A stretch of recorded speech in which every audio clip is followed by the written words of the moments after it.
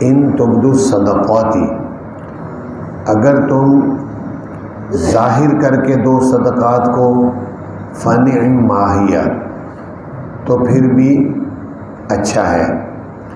ظاہر کر کے دینے کا مطلب ہے کہ تم کسی کے سامنے تو دے رہے ہو لیکن تمہاری نیت درست ہے، تم اللہ کی رضا کے لیے دے رہے ہو، تمہاری نیت میں فطور نہیں ہے، خرابی نہیں ہے، یہ نہیں ہے کہ کوئی دیکھ رہا ہے۔ تو اس حالت میں اگر کسی کے سامنے بھی دے دو تو پھر بھی ٹھیک ہے، وہ صدقہ اللہ کی بارگاہ میں قبول ہے۔ لیکن وَإِن تُخْفُوهَا، اور اگر تم مخفی کر کے دو اس کو، وَتُؤْتُوهَا الْفُقَرَاءَ، اور دے دو تم وہ صدقات فقراء کو، فَهُوَ خَيْرٌ لَكُمْ، تو پھر وہ بہتر ہے تمہارے لیے۔ کہ مخفی طور پر دینا اس کا الگ فائدہ ہے کہ پوشیدہ طور پر دیا گیا، کسی قسم کا کوئی بھی ریاکاری کا شبہ نہیں رہتا۔ وَيُكَفِّرُ عَنْكُم مِّن سَيِّئَاتِكُم، پھر ان صدقات کے دینے سے معاف کر دیں گے اللہ تعالیٰ تم سے تمہاری خطاؤں۔ وَاللَّهُ بِمَا تَعْمَلُونَ خَبِيرٌ، اللہ تعالیٰ جن کاموں کو تم کرتے ہو اس کو خبر رکھنے والا ہے۔ کہ تم کوئی عمل کر رہا ہے، چھوٹا بڑا، صدقات کے حوالے سے یا دوسرے طریقوں سے، تو یہ مت سمجھو اللہ کو پتہ نہیں ہے، اللہ تعالیٰ کو تمہارے سب کاموں کی خبر ہے۔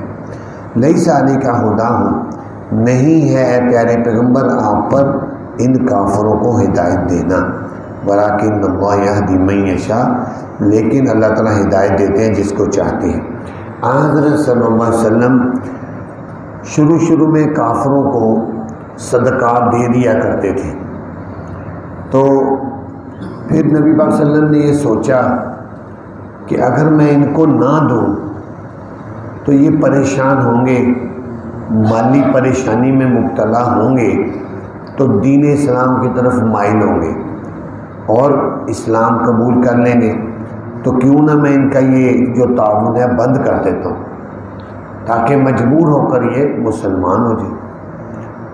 تو اللہ تعالیٰ نے اس آیت میں ارشاد فرمایا کہ اے پیارے پیغمبر، کافروں کو ہدایت دینا آپ کے ذمے نہیں ہے، آپ اپنی نیکی کو جاری رکھیں، ان کی قسمت میں ہدایت ہوگی تو اللہ تعالیٰ ان کو ہدایت دے دیں۔ اس حوالے سے یہ مسئلہ بھی یاد رکھیں کہ زکوٰۃ کافر کو نہیں دے سکتے، کیونکہ وہ فرض ہے، کافر کو دینے سے زکوٰۃ ادا نہیں ہوگی۔ نفل صدقہ جس طرح مسلمانوں کو بھی دے سکتے ہیں، اپنے رشتہ داروں کو بھی دے سکتے ہیں، نفل صدقہ ماں باپ کو بھی دے سکتے ہیں، اولاد کو بھی دے سکتے ہیں، اسی طرح کافر کو بھی دے سکتے ہیں۔ بس اتنی بات ہے کہ وہ کافر ایسا نہ ہو کہ جو مسلمانوں سے لڑائیاں کرتا ہے، مسلمانوں سے لڑتا ہے، تو یا پھر وہ کافر ایسا نہ ہو جو اپنے کفر کی تبلیغ کرتا ہے، تو ایسے کافر کو نہیں دے سکتے، ورنہ کافر کو بھی نفل صدقہ دے سکتے ہیں۔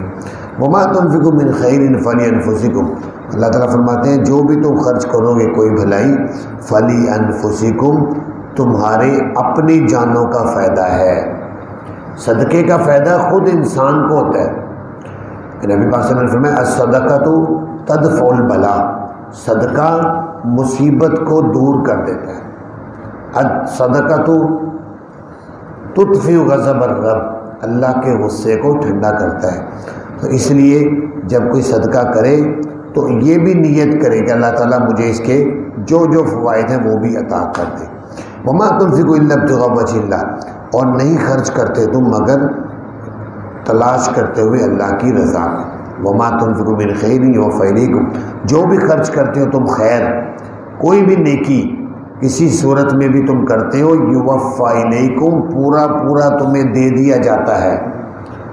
اللہ تعالیٰ کا وعدہ ہے کہ تم جو خرچ کرتے ہو یہ نہ سمجھنا، کبھی سوچنا بھی نہ کہ تمہارے مال میں کمی ہوئی ہے، اللہ تعالیٰ تمہیں پورا دیتے ہیں، بلکہ قرآن پاک میں کئی جگہ پر آتا ہے بڑھا چڑھا کر اللہ دیتے ہیں، وانتم لا تظلمون، اور تم ظلم نہیں کیے جاتے۔ اب یہ صدقات کن لوگوں کے لیے؟ ان میں سے کچھ ایک مصرف یہاں پر یہ بھی بتا دیا، ان فقراء کے لیے وہ جو احصروا فی الارض روک دیے گئے ہیں اللہ کے راستے میں، لا یستطیعون ضربا فی الارض نہیں طاقت رکھتے وہ سفر کرنے کی زمین میں۔ کون لوگ راستے میں روک دیے جاتے ہیں؟ یعنی جو لوگ کہ جیسا کہ نبی پاک صلی اللہ علیہ وسلم کے زمانے میں اصحاب صفہ ہوتے تھے، مسجد نبوی کے ایک طرف ایک چھپر لگا ہوتا تھا، اس چھپر کے نیچے کچھ صحابہ کرام تعلیم و تعلم کے لیے دور دراز سے آئے ہوتے تھے، جیسے آج کے دور میں آپ مدارس میں طلباء کو سمجھ لیں، تو وہ وہاں رہتے تھے، علم حاصل کرتے تھے، تو لوگ ارد گرد سے جو بھی تعاون ہوتا تھا ان کو وہاں پہنچا دیتے۔ جب جہاد کی ضرورت ہوتی تھی یہ جہاد کے لیے بھی چلے جاتے تھے۔ تو اب یہ لوگ اگر تعلیم میں مصروف ہیں تو ان کی یہ مصروفیت ایسی ہے کہ جس کی وجہ سے یہ مارکیٹوں میں نہیں جا سکتے، مال کی پرچیز نہیں کر سکتے کہ پھر اس کو جا کر دکان پر سیل کریں۔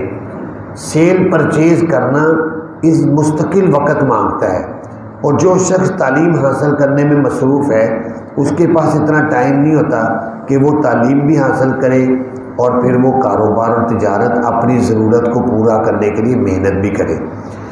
تو اس لیے اللہ تعالیٰ کہہ رہے ہیں جو لوگ علم دین حاصل کرنے کے لیے جو آ جاتے ہیں وہ نہیں سفر کر سکتے تو ان کو بھی تم یہ نفل صدقات دے سکتی ہو۔ ویسے تو طلباء کے لیے جو زکوٰۃ اور یہ بھی دے سکتے ہیں مدارس میں، تو اس لیے فرمائے یحسبہم الجاہل اغنیاء من التعفف، ان میں سے بعض لوگ ایسے ہوتے ہیں کہ گمان کرتے ہیں ان کو نادان آدمی غنی، سوال نہ کرنے کی وجہ سے، سوال کے بچنے کی وجہ سے۔ اب ان میں کئی لوگ ایسے ہوتے ہیں جو صاحب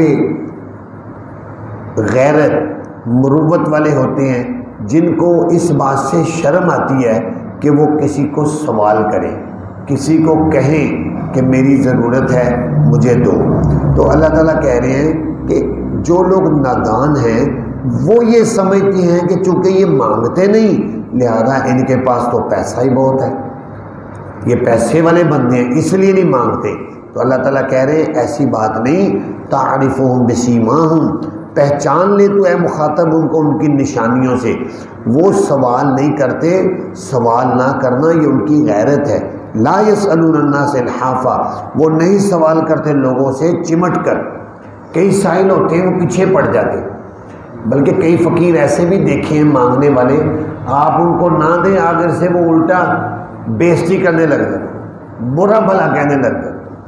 تو یہ اچھی بات نہیں ہوتی۔ بھکاری یا تو بھیک مانگ رہے ہو، نہیں تو تمہیں اتنی غیرت ہے جا کر پھر محنت کر کے کماؤ، کما کر کھاؤ۔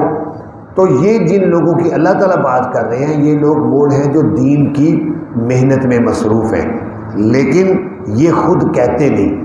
تم اللہ تعالیٰ کہہ رہے ہیں ان کو پہچانو اور ان کی ضرورت کو پورا کرو۔ وما تنفقوا من خیر فإن اللہ بہ علیم، اور جو بھی تم خرچ کرتے ہو کوئی بلائی پس بے شک اللہ تعالیٰ اس کو جانتے ہیں۔ اللہ تعالیٰ سے پوشیدہ نہیں ہے، وہ جانتے ہیں۔ الذین ينفقون اموالهم باللیل والنہار سرا وعلانیۃ، جو لوگ بھی خرچ کرتے ہیں اپنے مالوں کو راتوں کو دنوں کو، سرن پوشیدہ، وعلانیۃ ظاہری طور پر، فلہم اجر عند ربہم، ان کے لیے ان کا اجر ہوگا ان کے رب کے ہاں، ولا خوف علیہم ولا هم یحزنون، اور نہیں ہوگا کوئی خوف ان پر اور نہ ہی وہ غمگین ہوں گے۔ اللہ تعالیٰ سے دعا ہے اللہ تعالیٰ ہمیں قرآن پاک کو سمجھنے کی اور اس پر عمل کرنے کی توفیق عطا فرمائے۔